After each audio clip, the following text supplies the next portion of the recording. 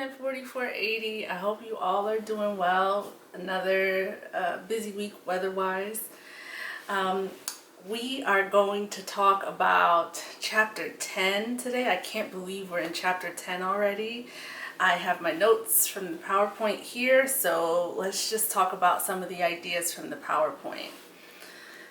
So chapter 10 is about organizational structure. And organizational structure is basically the way that we arrange tasks and technologies and people and divide responsibilities within a firm.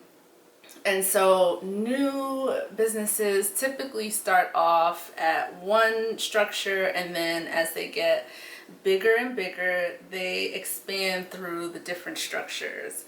So for instance, most new businesses start off as a simple structure. And so in a simple structure, you'll find the owner manager making most of the decisions, and it may be a one-person show, or they may have a handful of employees, but the job descriptions are a lot more flexible in this context. People have to fit in where they're needed. So the person ringing up the customers on the cash register might also be sweeping the floors if the floors need to be swept, right? Because there's only a handful of people there. If there's more than one person working there, and everybody's needed where they're needed at whatever given time. Okay, so then as we get bigger and it becomes too complicated to have a simple structure, we need more structure in terms of job responsibilities and who's in charge of what. Then we go to a functional structure. And so that is where we hire functional specialists for each job responsibility. So we hire functional managers to oversee certain responsibilities, and then we are taking those decisions off the plate of the owner manager. And so here we'll have a manager who is over marketing, or we'll have a manager who's over finance. And so we're growing, and so we need specialists in these areas. So then we're growing even more, and we might expand into a divisional structure.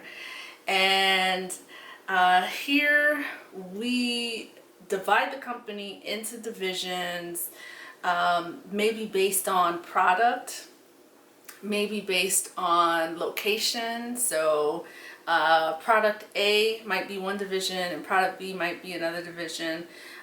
Or in terms of location, we could have the East Coast division, and then we can have Southern division, West Coast division. You get the sense of what I'm talking about. And so within each division, each one has its own set of functional specialists.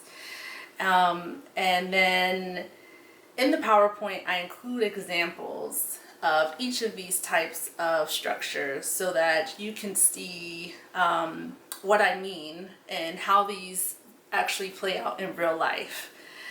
And then in the PowerPoint, we also talk about the matrix structure, which is a combination of functional and divisional, in that we have people who are working on projects. So people will come from their own functional departments, and then they may be all gathered together to work on a given project. So they're pulled from their departments, formed into a new group to work on a certain project. And so in these spaces, you actually have two managers. You have your manager from your functional department, accounting manager, so you have to report to that person, but then you also have your project manager. So if you're on project team A, then you also have to respond to and be accountable to the manager of Project Team A. And so that's what I want you to remember about the matrix structure. You typically are responsible to 2 managers. So for your next step, to make sure we understand the concepts on Moodle, I want you to write down how you know that the examples I provided in the PowerPoint of the different companies are actually examples of the simple structure, the functional structure, and the divisional structure. So what clues did you see in the videos that these companies, these businesses were actually following these structures? And so you'll just make sure you pay attention to the clues while you watch those videos, and then share them with your classmates on Moodle. Okay, I tried to keep this video a little shorter, so that's it. I'll see you next time.